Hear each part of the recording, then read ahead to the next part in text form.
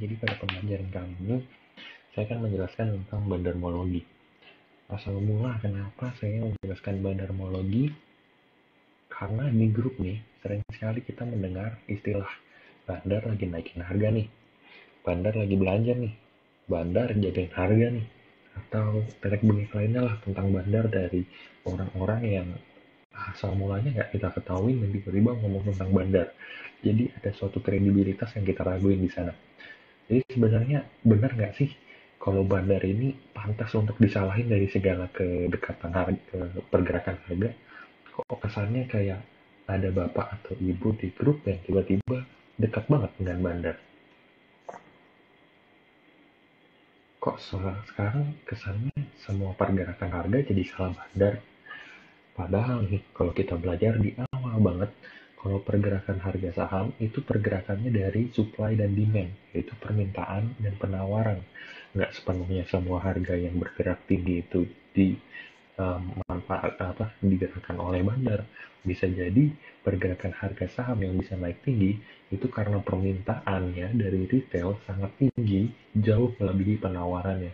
Jadi kalau ada yang bilang ini bandar yang gerakin atau apa, pikir ulang ya, karena yang kita ingat dari pelajaran kali ini, kalau pergerakan harga sahamnya sebenarnya digerakkan oleh permintaan dan penawaran, tidak semata-mata oleh bandar. Lalu kenapa ada istilah bandarmologi di sini? Bandarmologi itu sebenarnya adalah analisis di Indonesia. Kalau kita cari bandarmologi dengan bahasa Inggris atau apapun lainnya, itu tidak akan ada. Jadi analisis bandarmologi adalah analisis yang diciptakan oleh orang Indonesia. Analisis ini adalah analisis untuk melihat pergerakan bandar, tapi tidak bisa melihat pergerakan bandar secara spesifik karena yang dilihat hanya frekuensi yang menjadi minat pasar. Yang menjadi minat pasar di garis bawah di sini dapat dilihat dari akumulasi dan distribusi. Bagaimana sih tahap menganalisis bandarmologi? Saya di sini nggak ribet-ribet menjelasin tentang tipe-tipe bandar karena itu semuanya masuk ke perspektif dan subjektif orang masing-masing. Saya bisa bilang kalau saham XA, broker XA itu jadi bandar, tapi itu sebenarnya nggak wajib karena nggak setiap kali XA melakukan transaksi itu jadi bandar. Jadi saya mau melakukan analisis paling dasar dari bandarmologi, itu melihat akumulasi dan distribusi saja.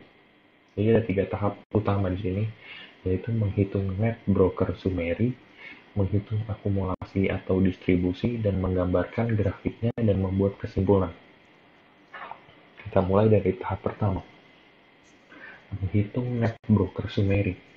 Jadi kalau di aplikasi charting kita menemukan namanya broker summary. Isi dari broker summary itu adalah broker-broker yang melakukan transaksi pada saham itu di hari tersebut. Kalau kita lihat contoh nih, contohnya ada di saham ASI yang saya ambil Astra Internasional, pada hari itu ada saham broker ZP yang bertransaksi dengan rata-rata di harga 3.942 dan membeli lot 124.000 dengan value 48 billion.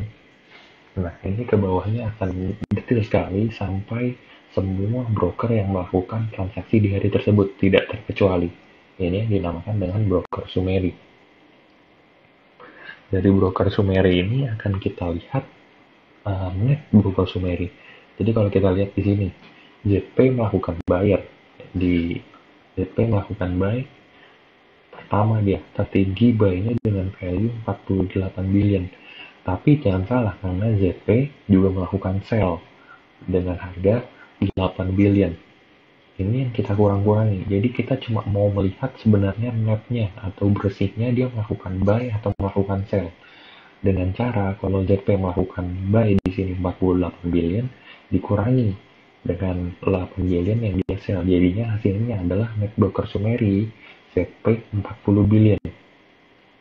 Sama dengan halnya BK. BK di sini 26. Di sini tidak terlihat karena saya cuma ngambil sebagian aja, tapi di bawahnya ini ada BK nih. Dan BK melakukan sell juga meskipun angkanya kecil, jadi dikurangin dan dia netnya. Jadi secara bersih BK tuh beli, mengumpulkan seharga ini. Kita cukup cari sampai 5 aja untuk top buy dan top sell. Nah, nanti dari top buy dan top sell ini akan lanjut ke tahap kedua. Jadi di sini dipahamin ya, kenapa di sini perlu 5, karena kita ingin melihat pembuat harga atau penggerak harga. Dan itu kita nggak perlu melihat dengan angka-angka yang kecil-kecil itu yang di bawah 1 billion itu, karena tidak banyak mempengaruhi harga. Jadi kita cuma mau lihat 5 yang teratas di sini. 5 teratas yang menyebabkan buy dan 5 teratas yang menyebabkan sell dari net broker Sumeri. Kita lanjutkan, yaitu menghitung akumulasi dan distribusi. Di sini saya berikan rumusnya. Akumulasi atau distribusi itu adalah total 5 net broker Sumeri buy yang tadi dikurangin total 5 net broker Sumeri yang sell. Jadi yang tadi ini di total semua nih value-nya, jumlahnya berapa, dan di total juga nih sell-nya jumlahnya berapa. Kedua total ini kita kurang. Kalau hasilnya plus, maka saham tersebut untuk hari itu diakumulasi. Tapi kalau hasilnya minus, saham tersebut untuk hari itu didistribusi. Nah, di sini dilihat untuk hasil hari itu, berarti periode 1 dia distribusi. Jadi kalau kita total antara 5 top sell buy ini dan 5 top sell ini hasilnya adalah minus 2,5 billion. Jadi bisa disimpulkan untuk hari itu ASI didistribusi minus 2,5 billion. Untuk 5 ini kalau kita menghitung broker Sumeri ini, kita jumlahkan semuanya untuk 5 hari ke belakang. Begitu juga 10 dan 20. Kenapa sebenarnya penting kita bisa perlu hitung sampai 20 hari?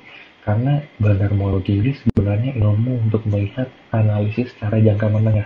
Jadi kita nggak bisa lihat distribusi untuk hari ini sedang distribusi dan kita akan pastikan besok harganya turun, itu nggak bisa.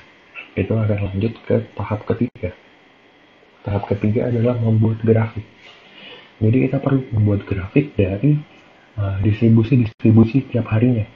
Kita lihat hari ini minus 2,5 billion, kita buat grafik di minus 0,25 billion, kayak begitu. Lalu di sini untuk broker Sumeri kemarin kita hitung terus, dan kita hitung terus sepanjang paling tidak 10-20 hari. Jadi kelihatan polanya. Jadi kayak ASI ini kelihatan kan polanya kalau dia sebenarnya didistribusi terus-menerus dari 3 Maret. Distribusi terus-menerus dari 3 Maret. Gampangnya lagi, setelah itu kita harus bandingkan dengan harganya. Kalau harganya sideways seperti ASI ini dari 3 Maret dia kan sideways. Jadi gerakannya sebenarnya datar. Tapi distribusi ini akhirnya berbahaya. Jadi ada sesuatu perbedaan di situ. Jadi harganya sideways tapi bandar atau top 5 brokernya, saya nggak berani bilang bandar sebenarnya, itu top 5 brokernya itu terus melakukan distribusi, makanya harus ada yang hati-hati karena ada penggerak harga di situ dan dia terus menjual barang dari Asia. Itu yang perlu dihati-hatikan. Tapi kadang kita melihat kalau suatu saham top 5 brokernya ini mungkin distribusi semua terus menurun, tapi sahamnya harganya juga ikutan menurun. Itu bukan pergerakan bandar namanya.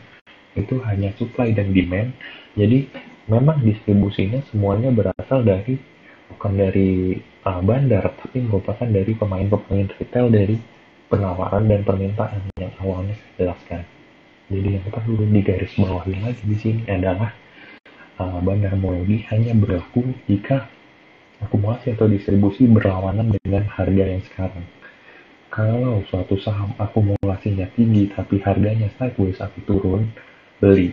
Kalau suatu saham harganya akumulasinya turun, distribusi atau terjadi distribusi tapi harganya naik atau sideways, jual. Intinya seperti itu saja. Terima kasih.